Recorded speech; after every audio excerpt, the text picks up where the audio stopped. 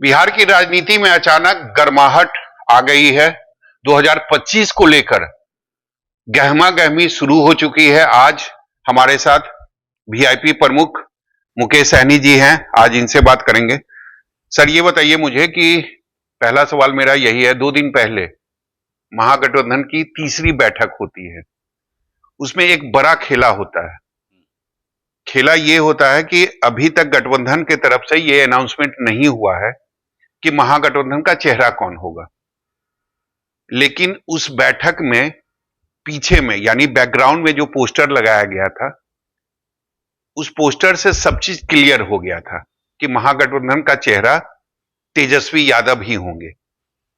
और खेला मैं इसलिए कह रहा हूं कि तीसरी बैठक का होस्टिंग जो है वो आपने किया था, तो जाहिर सी बात है कि पोस्टर भी आपने ही लगाया होगा।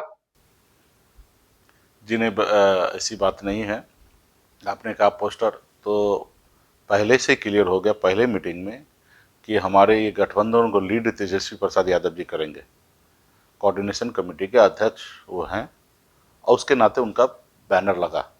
ठीक है, लेकिन पहली और दूसरी बैठक में कोई बैनर या पोस्टर नहीं लगा था। दूसरी बैनर में लगा ना, कांग्रेस ऑफिस में जो कार्यक्रम हुआ तो कांग्रेस ने अपने हिसाब से डिजाइन किया। वो अपने हिसाब से, उनके ऑफिस में बैठक हुआ तो उन्होंने अपने हिसाब से आपने अपने हिसाब से डिजाइन किया। और इस बार जो हुआ कि भाई नहीं, अभी महागठबंधन का बैनर हो। अब पिछली बार देखिएगा, पहली बार में कोई बैनर यूज नहीं हुआ, दूसरी बार में आपने देखिएगा तो कांग्रेस पार्टी का बैनर यूज हुआ। तो वो कांग्रेस पार्टी का तो पर्सनल मीटिंग था नहीं। तो बात ये हुआ कि भाई इसमें अभी इंडिया गठबंधन का, महागठबंधन का बैनर हो। तो इंडिया गठबंधन महागठबंधन का बैनर हुआ। और क्योंकि लेकिन तस्वीर केवल एक नेता की, क्योंकि कोऑर्डिनेशन कमेटी के अध्यक्ष तेजस्वी जी के नेतृत्व में सारा चीज हो रहा है तो उनका फोटो लगा। ठीक है, लेकिन कांग्रेस तो अभी भी कह रही है ना कि चुनाव के बाद यह निर्णय होगा कि चेहरा कौन होगा मुख्यमंत्री। देखिए, चुनाव के बाद तो नहीं होगा, बहुत जल्दी बिहार के सीएम कौन होंगे, सीएम का चेहरा कौन होगा, डिप्टी सीएम का चेहरा कौन होंगे, कौन पार्टी कितने सीट पर लड़ेंगे, कहां लड़ेंगे, ये सारे चीज बहुत जल्दी क्लियर हो जाएगा और आप सबको बीच में वो सब चीज की जानकारी दे देंगे। कुछ चीजें जो होता है वो जानबूझ के लेट किया जाता है और वो अगर हम लोगों को इंटरनल क्लियर भी हो जाएगा तो पब्लिक डोमेन में या मीडिया के बीच में वो चीज नहीं आएगा। ठीक है, ये एक पार्टी का पॉलिसी है। मैं समझ रहा हूं। आपको किसी को आपने ये क्लियर कर दिया कि मुख्यमंत्री का चेहरा कौन होगा। मुख्यमंत्री का चेहरा में ये भी बता दीजिए कि अगर महागठबंधन की सरकार बनी तो डिप्टी सीएम एक होंगे या 2 होंगे। ये सब महागठबंधन के प्लेटफॉर्म पे तय होगा और महागठबंधन में जो सुटेबल होगा उस पर चर्चा होगा। कौन कितने सीट लड़ेंगे, कौन किनके सीएम होंगे, किनके डिप्टी सीएम होंगे। लेफ्ट पार्टी जो है वो सरकार में आते नहीं है। रहा कि वीआईपी पार्टी, कांग्रेस और आरजेडी, 3 दल हैं और 3 दल में वही होगा कि किनके पास कितना पूंजी है और उस आधार पे कौन फेस है जो लीड करना चाहते हैं। नहीं, मेरे पास जो खबर है उसके अनुसार अगर महागठबंधन की सरकार बनी तो डिप्टी सीएम 2 होंगे। पहला डिप्टी सीएम मुकेश सहनी और दूसरा कांग्रेस का कोई नेता।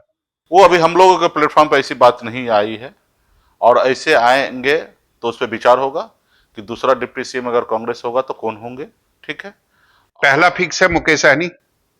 ये बिहार में फिक्स है कि तेजस्वी प्रसाद जी बिहार के मुख्यमंत्री बनेंगे और 2 नंबर का कुर्सी किसी अति पिछड़ा को मिलेगा और अति पिछड़ा में वीआईपी पार्टी को मिलेगा। मतलब आप ये कह रहे हैं कि 2 चीजें फिक्स है, महागठबंधन की सरकार बनी तो मुख्यमंत्री तेजस्वी यादव बनना है हाँ। तो मुख्यमंत्री तेजस्वी यादव और डिप्टी सीएम मुकेश सहनी, दूसरा वीआईपी पार्टी को। चलिए मुकेश जी, मुझे ये बताइए कि इस बार कांग्रेस से लगातार आपकी बैठक भी हो रही है, बातचीत भी हो रही है, कुछ बदला बदला कांग्रेस आपको दिख नहीं रहा है इस बार। देखिए, बहुत ज्यादा तो नहीं कह सकता, लेकिन हाँ आप जो बोल रहे हो उस पर सही बात है। क्योंकि पहले जो बिहार को लीड करते थे, डील करते थे, वो बाहर के भी प्रभारी होते थे और बिहार के भी नेता के हाथ में कमान हुआ करता था।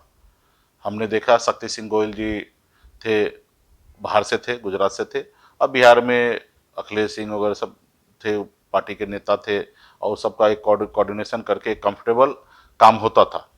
अभी कांग्रेस पार्टी में इंटरनल बदलाव हुआ है, नए प्रदेश अध्यक्ष आए हैं और साउथ से जो हैं वो कृष्णा जी प्रभारी के तौर पे आए हैं, डायरेक्टर राहुल जी ने उनको भेजे हैं।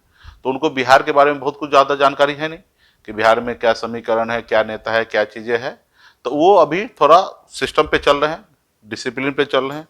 जब तक दिल्ली से कोई चीज़ आदेश नहीं आ जाए, जब तक क्लियर ना हो जाए, तब तक वो अपनी बात को मीडिया के बीच में नहीं रख पाते हैं। मुकेश जी, ये भी तो हो सकता है ना, जिस नई टीम के बारे में आप बात कर रहे हैं, उस नई टीम की वजह से नुकसान भी कहीं ना कहीं हो जाए नहीं चुनाव में। नहीं, देखिए जितना, क्योंकि उनको जानकारी नहीं है, बिहार के जो नेता हैं सीनियर, वो पर्दे के पीछे चले उनको गए जानकारी हैं। रहे ना रहे उससे बहुत बड़ा फर्क नहीं पड़ना है, क्योंकि कांग्रेस पार्टी का एक पूरा टीम जो है बिहार के ही है। और रहा कि वो चुनाव खुद नहीं लड़ेंगे, चुनाव तो हम लोग को लड़ना है, डिसीजन हर एक चीज का तेजस्वी जी को लेना है। रहा कि वो अपने पार्टी में, संगठन में अगर डिसिप्लिन बना रहा है, तो मुझे लगता है ये हमारे महागठबंधन के लिए अच्छा होगा। किसी को फेवर कर देना, टिकट दे देना, और ये अगर सोच समझ के सर्वे के आधार पे टिकट देंगे, तो मुझे लगता है हमारे गठबंधन के लिए बहुत अच्छा होगा।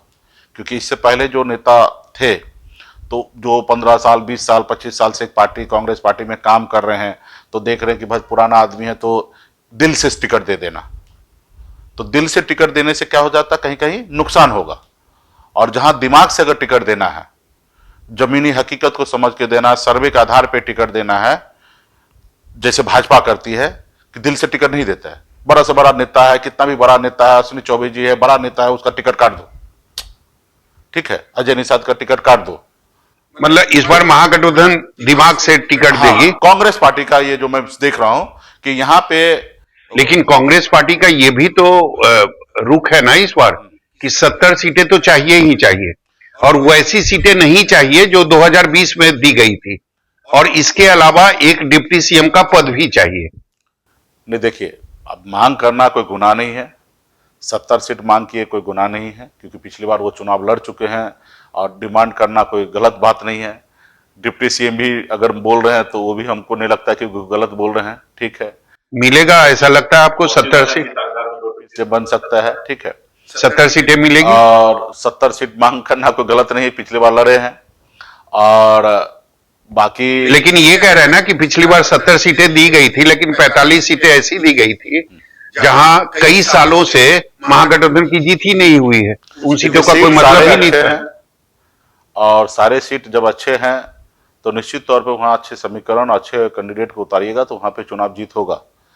तो कांग्रेस पार्टी को कुछ सीट अगर लग रहा है कि ये हम वहां नहीं लड़ सकते, फाइट नहीं कर सकते, तो वो मूव कर सकते हैं, उस पर कांग्रेस बीजेपी आरजेडी लड़ लेंगे, कुछ सीट पर वीआईपी लड़ लेंगे। ये भी हमारे इधर कोई विवाद नहीं होगा। हम भी चाहेंगे जो सीट उनसे ना संभले वो सीट पे हम लोग फाइट करें, क्योंकि हम चाहेंगे जो, अगर मान लीजिए कि उनका लग रहा है कि वो सीट पर वो फाइट नहीं दे सकते, तो अच्छी बात है, नहीं दे सकते, वो अच्छा है, वो पहले से बोल देंगे, तो उस पर हम लोग सोचेंगे कि कैसे लड़ाई लड़ना है। लेकिन आपको लगता है कि सीटों का जो बंटवारा है महागठबंधन के अंदर इतना आसान होने वाला है? 70 सीटें कांग्रेस की मांग है, 60 सीट आप खुद के लिए मांग रहे हैं। पहले से यह कहा जा रहा है कि वाम दलों के लिए इस बार सीटों की संख्या बढ़ने वाली है, कारण पिछले बार उनका स्ट्राइक रेट अच्छा था, तो काफी मुश्किल होने वाली है इस बार। बिल्कुल ही नहीं। आपको 60 सीट मिलेगा? जितना भी मुश्किल एनडीए में होगा उसका आधा भी महागठबंधन में नहीं होने वाला है। वहां पे देखिए ना, दो बड़ा 100 के नीचे बात ही नहीं कर रहे कि हम नीचे जाएंगे, ठीक है। अब फिर बाकी लोगों को एडजस्टमेंट करना, ठीक है। और नीतीश जी तो कह रहे कि हम 121 लड़ेंगे, पिछली बार जैसे लड़े थे, ठीक है।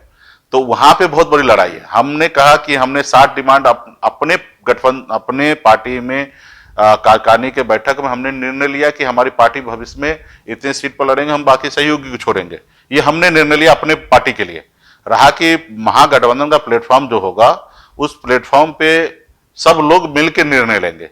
तो मैं, ये चीज क्लियर है कि मेरे लिए 5 सीट कम होगा या ज्यादा होगा, मुझे कोई फर्क नहीं पड़ेगा। हम लोग अभी विचार करेंगे। मतलब ये आप आश्वस्त है इस बार कि आपके पीठ में खंजर नहीं भोंका जाएगा, जैसा कि 2020 में आपके साथ हुआ था? जो गलती 2020 में हुआ, मुझे नहीं लगता कि वो गलती हम दोहराएं या तेजस्वी जी दोहराएं। क्यों, क्या बदल गया 5 सालों में? 5 सालों में भाजपा ने जो मेरे साथ किया, मेरी पार्टी को तोड़ दिया, मेरे विधायक को खरीद लिया, हमको सरकार से बाहर कर दिया, जो सरकार हमने बना के दिया था। सरकार बनने के बाद बहुमत भी हमारे पक्ष में था, हमने बेगर कंडीशन का हमने सरकार बनाया। हमारे पास बहुत ऑफर था, अगर हम चाहते तो बेईमानी करके अपने चारों विधायक को लेके दूसरे पक्ष में जाके चारों को मंत्री बना के और डिप्टी चीफ मिनिस्टर बन के और हम अलग खेमा बना सकते थे। हमने ये सब नहीं किया, ईमानदारी से काम किया। अगर हम नहीं आते एंड टाइम पे तो भाजपा का सरकार, एनडीए का सरकार नहीं बनता। महज 12,000 वोट से कम रह गए तेजस्वी जी और कुछ सीट से। अगर हम वहाँ रहते तो सरकार निश्चित तौर पे महागठबंधन का, वो भी 150 प्लस सीट के साथ बनता। तो एक तो गलती उनको भी एहसास हुआ होगा कि मुकेश सहनी को छोड़ना हमारे लिए नुकसान हुआ, और हम इतना सब चीज करके इधर आए और ये सब चीज करने के बाद भी इन्होंने मेरे साथ क्या किया, और इसकी क्या गारंटी है कि भविष्य में फिर से वो ना करे, क्योंकि बड़े दल हैं। ये भी मानते हैं कि 2020 में तेजस्वी यादव के पास उतना अनुभव नहीं था जितना अभी है। हाँ, जितना, क्योंकि वो पहली बार वो चुनाव फेस किए हैं, क्योंकि 2015 में चुनाव लड़े तो लालू जी, नीतीश जी डिसीजन लिए थे, और 2020 में संपूर्ण वो डिसीजन लिए, और जो आज अनुभव है वो उस समय नहीं था, और जो आज है वो 5 साल बाद इससे और बेहतर होगा। हर आदमी को उम्र के अनुकूल भी अनुभव होता है। आज जो 10 साल पहले हमको राजनीति में जो जानकारी था उससे आज कई गुना ज्यादा आज जानकारी है। तो मुझे लगता है कि अभी तेजस्वी जी काफी अच्छे मैच्योर हैं, हम लोग भी मैच्योर हैं, आगे बड़ी लड़ाई है। हम लोग अपने पूर्वज के बारे में सुना है कि किस तरीके से लालू जी, मुलायम सिंह जी, बहन मायावती जी, शरद यादव जी, स्वर्गीय रामविलास पासवान जी लोगों ने कैसे संघर्ष किया, या नीतीश जी सब कैसे संघर्ष किया। हम लोग की मुख्य लड़ाई क्या है, हम ओबीसी एससी एसटी से आते हैं, हम लोग की लड़ाई है भाई जिसकी जितनी संख्या उसको उतनी हिस्सेदारी मिलना चाहिए। आप बार बार ये कह रहे हैं कि मुकेश सहनी जिस तरफ रहेंगे सरकार उसी की बनेगी। हो सकता है बीजेपी को अब वो बातें खल रही होगी, हाँ, तो फिर से आपके साथ वो संपर्क करना चाह रही है, आप पर डोरे डाला जा रहा है। देखिए भारतीय 2005 के बाद, क्योंकि इससे पहले संपर्क कर रही है बीजेपी। बताते 2005 से पहले लालू जी के साथ हम लोग का वोट था एज ए सामाजिक न्याय के नाते। 2010-5 में नीतीश जी आए और बीजेपी के नाम पे खास करके हम लोगों का वोट जो है इधर आने लगा, और अभी ये वोट एक खेमा बन चुका है, एक पार्टी के दल के साथ खड़ा हो चुका है, और ये वोट महागठबंधन के साथ जाएगा तो बीजेपी के लिए डबल का नुकसान होगा। अगर 10% यहां से निकल के 8% उधर जा रहा है तो इनको 16% का नुकसान है।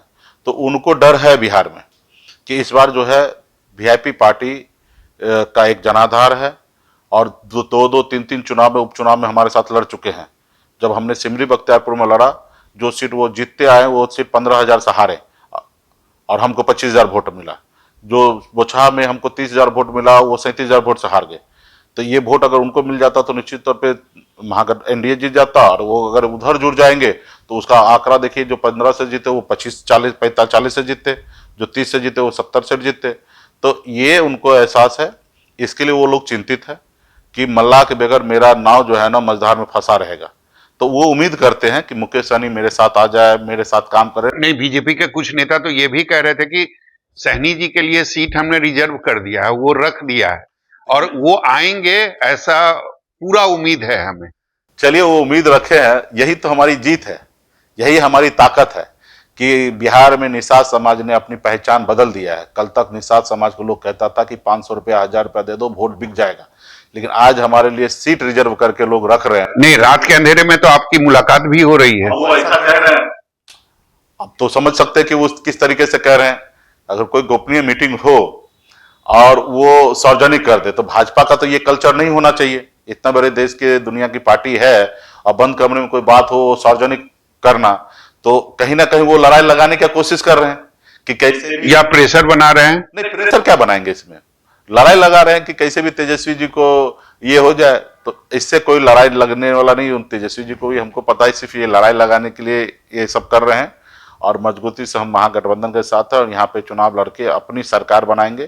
क्योंकि अभी नीतीश जी जो हैं वो रिटायर हो चुके हैं, और अभी उनका आशीर्वाद हम लोगों को प्राप्त होगा, क्योंकि हमेशा देखा गया कि लालू जी नीतीश जी अगर एक हुए तो उस तरफ पड़ला भारी हुआ, और बीजेपी और नीतीश जी अगर एक साथ हुआ तो उस साइड में पल्ला भारी हुआ।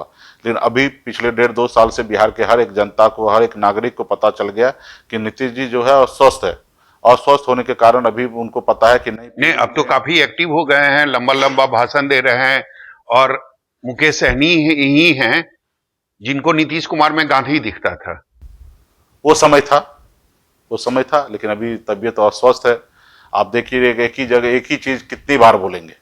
अभी भी परसों बोले कि हमसे गलती नहीं होगा, 2-4 लोगों के कहने से ऐसा चला जा रहा है। बताइए, नीतीश जी इतना नासमझ हैं कि अपने 2-4 को अंटर फंटर के कहने से गठबंधन बदल लेगा?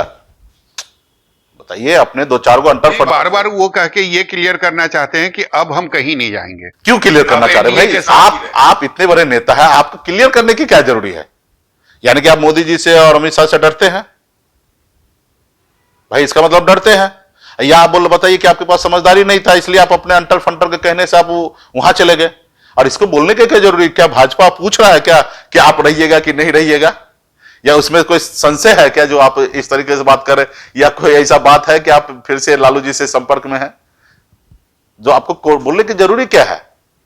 तो ये कहीं ना कहीं दर्शाता है कि तबीयत अस्वस्थ है, और आप लोग को भी अच्छी तरीके से पता है, पूरे बिहार के जनता को पता है, और ये इस उम्र में सब लोग उस जगह पहुंचेंगे, हम भी पहुंचेंगे। और मेरा तो नीतीश जी के साथ हमने काम किया है, और मैं तो भगवान से प्रार्थना करूंगा कि नीतीश जी स्वस्थ रहे। मुकेश जी, ये बताइए, आपकी तैयारी अच्छी है, पूरे महागठबंधन के जितने भी पार्टियां हैं काफी सीरियस है इस चुनाव को लेकर, 2025 को लेकर, लेकिन जो गढ़ा जा रहा है एनडीए के तरफ से, मुद्दे क्या होंगे? उनके तरफ से यह कहा जा रहा है कि जंगल राज वर्सेस सुशासन को लेकर हम जनता के बीच जाएंगे, और फर्स्ट टाइम जो वोटर है वो हमारा टारगेट होगा। उनको हम ये बताएंगे कि 2005 के पहले क्या था बिहार और 2005 के बाद क्या हुआ बिहार। तो ये अंतर अगर वो लोग युवाओं को समझाने में सफल हो गए, फिर कहां से बनेगी बिहार में हम भी चाहेंगे कि युवा को समझाया जाए। हम भी समझाएंगे कि अपने पिताजी से, दादाजी से बात कीजिए। हर युवा को कहेंगे कि पहले का स्थिति क्या था। जिसको जंगल राज ये लोगों ने नाम दिया, वो दरअसल वो मंगल राज था। नहीं, इन लोगों ने नाम नहीं दिया जंगल राज, जिन्होंने भी दिया वो मंगल राज था। अपने बाप दादा से पूछिए कि क्या आपके दादाजी को चप्पल पहन के लिए कहीं पे जाने के लिए इजाजत मिलता था? क्या आपको कुर्सी पे बैठने का मौका मिलता था? क्या आप घोड़ी पे चढ़कर आप किसी जाति विशेष के दरवाजे से जाने का आपको मौका मिलता था?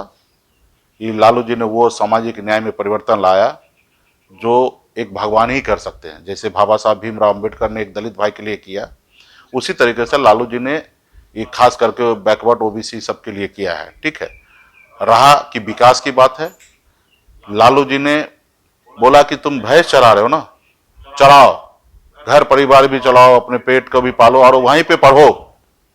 चरवाहा विद्यालय खोलने का काम किया, दुनिया ने उसको सलाम किया। ये है लालू जी। ठीक है, तो ये हम भी युवा के बीच में जाएंगे और हम भी कहेंगे कि आज देख लो क्या हो रहा है। क्या आज तुमको नौकरी मिल रहा है? क्या मोदी जी ने आपको बोला था हर साल 2 करोड़ नौकरी देंगे, क्या मिला? क्या मोदी जी ने कहा विदेश में 75 लाख करोड़ रुपया है, वहां से ब्लैक मनी हिंदुस्तान नहीं, एक पहलू तो आप बता रहे हैं 2005 के पहले की, लेकिन जो कानून व्यवस्था का जो हाल था वो भी तो एक सच है ना। आज बता कर लीजिए, अगर उस समय में जो क्राइम होता था उससे डबल आज क्राइम नहीं होता तो फिर हमको बताइए, निकालिए आंकड़ा। भारत सरकार से आंकड़ा निकालिए, राज्य सरकार का आंकड़ा निकालिए उस समय का, और आज का आंकड़ा निकालिए। तो ये नहीं लगता कि उस समय जंगल राज था? बिल्कुल ही नहीं लग रहा है, मंगल राज था। आज जंगल राज है। आज एक बगैर पैसे का कोई किसी ब्लॉक में कोई काम नहीं होता है। कहीं पे भी एक गरीब आदमी को 2-2, 3-3, 4-4 महीना धक्का खिलाया जाता है। आप आर्थिक आधार पे से हम लोगों का सीधा गरीब पिछड़ा दलित का हक सीधा आप मार ले रहे हैं। भाई आर्थिक आधार भी अगर मान रहे हैं तो सभी जाति धर्म के लिए आर्थिक आधार कीजिए ना। सिर्फ कुछ विशेष जाति के लिए क्यों आर्थिक आधार होगा? सभी जाति धर्म उसमें निषाद लीजिए, यादव लीजिए, उसमें कुशवाहा लीजिए, कोयरी लीजिए, पासवान लीजिए, सब जाति में से लीजिए आर्थिक लेकिन आधार। इतना बड़ा मुद्दा जो जातीय जनगणना का आप लोगों का था वो तो खत्म हो गया। कोई खत्म नहीं हुआ। ये लड़ाई हम लोग का जीत है। ये लड़ाई किसने लड़ा भाई? लालू जी ने लड़ा। लेकिन क्रेडिट तो आज ले रही है ना बीजेपी। बताते हैं ना कैसे क्रेडिट ले लेगा भाई। लालू जी ने लड़ाई लड़ा, मुलायम सिंह जी ने लड़ाई लड़ा, बहन मायावती जी ने लड़ा, स्वर्गीय पासवान जी ने लड़ाई लड़ा, शरद यादव जी ने लड़ाई लड़ा। बताइए ना क्या अटल बिहारी वाजपेयी ने लड़ाई लड़ा है? हमारे पूर्वज ने लड़ाया और सामाजिक न्याय वाले लोगों ने लड़ाई लड़ा है। और जिसको लेके आज मोदी जी झुका है, जैसे कृषि कानून के बिल पे झुका उसी तरीके से आज झुका है। राहुल गांधी जी ने लड़ाई लड़ा है और ये झुका कि देखा कि देश की जनता है ना राहुल गांधी जी के साथ, विपक्ष के साथ खड़ा हो रहा है, तो सिर्फ ये घुमाने के लिए किया है और किया है। तो मैंने धन्यवाद। तो हमारी ये लड़ाई पहला सीढ़ी है, यही खत्म थोड़े होगा। हमारी ये जाति आधारित जनगणना पूरे देश में होगा, उसके बाद ये 50% का दीवार जो है वो तोड़ा जाएगा। भाई किसके लिए रोक रहे 50% आरक्षण अलग से क्यों रखोगे भाई? किसके लिए? आप हम कह रहे हैं ना भाई, जितने भी देश में जितनी भी जाति है, जितने भी धर्म है, जिनको जितना संख्या उसको उतना आरक्षण दे दीजिए। हम ये नहीं कह रहे कि ब्राह्मण को 2% कम दीजिए, ब्राह्मण जितना परसेंटेज है उतना उनको दे दीजिए और उतना ही एक दलित भाई को दीजिए। कल तक लगता था कि दलित को आरक्षण दे दिया तो उन लोगों को लगता था बोझ है कि भाई उनको क्यों दिया आरक्षण। हम चाहते कि नहीं दीजिए किसी को आरक्षण, आप ये बंटवारा कर दीजिए। समझ गए कि जिनकी जितनी संख्या है उनको उतने दे दीजिए, बस हमको आरक्षण नहीं चाहिए, हमको बंटवारा की चाहिए। पासवान का ये बयान, बिहार बुला रहा है, पार्टी अगर चाहेगी तो विधानसभा का चुनाव लड़ेंगे, कैसे देखते हैं इस बयान को? पार्टी क्या चाहेगी? मतलब आप ही का पार्टी है, निर्णय आप ही लेते हैं, दूसरे को टिकट आप ही बांटते हैं। पार्टी क्या चाहेगा? आप आइए, इस्तीफा दे दीजिए, आके चुनाव लड़िए। भाई माना किसने करे? कोई करेगा? जवाब दीजिए। तो इस बयान का मतलब क्या है? बस 2-4 सीट बढ़ाना है, कैसे 2-4 सीट उनको मिल जाए, बस ये देखना है। भाई आपको रोका किसने है भाई?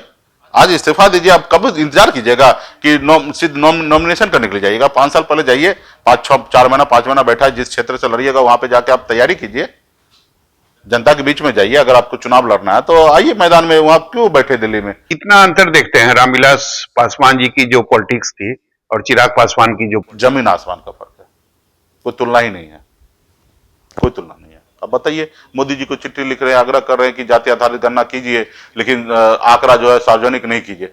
अब बताइए, एक आदमी का आंख का ऑपरेशन होगा और ऑपरेशन के बाद डॉक्टर बोलेगा कि पट्टी मत खोलिए।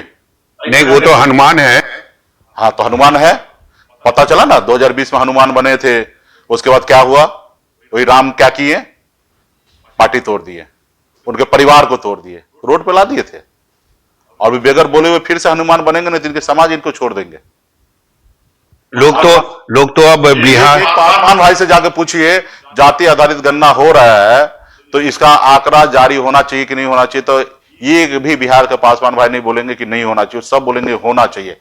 आप बताइए, आप लीडर हो भाई, एक समुदाय का लीडर, और लीडर होने के बाद आप ये बोल रहे हो। लेकिन बिहार में अब कुछ लोगों ने ये कहना शुरू कर दिया है कि तेजस्वी यादव के हनुमान है मुकेश सहनी। नहीं, बिल्कुल ही नहीं। हम तेजस्वी जी के बड़े भाई हैं, तेजस्वी हमारे छोटे भाई हैं, कोई हनुमान वाला बात नहीं है। चलिए, अंतिम सवाल यह है कि 2025 में ये तय है, महागठबंधन की सरकार बनेगी, तेजस्वी यादव मुख्यमंत्री बनेंगे और मुकेश सहनी डिप्टी सीएम होंगे। सब तय है। एक बार फिर से बता दीजिए हमारे दर्शकों को। बिहार में महागठबंधन का सरकार बनना तय है, जनता ने मन बना लिया है। बिहार को लीड तेजस्वी प्रसाद यादव जी कर रहे हैं और सरकार में तेजस्वी प्रसाद यादव जी मुख्यमंत्री होंगे, वीआईपी पार्टी का डिप्टी चीफ मिनिस्टर होंगे। अपना नाम ले लीजिए ना। अरे भाई हो गया ना, अंडरस्टूड है। और आने वाले समय में सरकार में सबकी हिस्सेदारी होगी, ठीक है, और सब मिलकर हम लोग लड़ेंगे। ये मेरा व्यक्तिगत राय है, लेकिन महागठबंधन का प्लेटफॉर्म जो होगा उस प्लेटफॉर्म पे सब चीज क्लियर होगा, एक by the way press conference करके, क्योंकि जब हम महागठबंधन में हैं तो सारी बातें एक मर्यादा है, तो उस प्लेटफॉर्म पे सारा चीज क्लियर होना है। पार्टी अगर मेरी वोट की आवश्यकता है तो हमारे वोट क्लियर है, स्पष्ट है कि तेजस्वी प्रसाद यादव जी मुख्यमंत्री होंगे। ठीक है मुकेश जी, हमसे बात करने के लिए बहुत बहुत शुक्रिया। तो आप सुन रहे थे मुकेश सहनी जी को, इन्होंने 2 बातें क्लियर कर दी है। 2025 में महागठबंधन की सरकार बनेगी, तेजस्वी यादव मुख्यमंत्री बनेंगे और मुकेश सहनी डिप्टी सीएम होंगे। सहयोगी कैमरामैन ऋषि सन्नी के साथ सौरभ कुमार, पटना, न्यूज़ 24।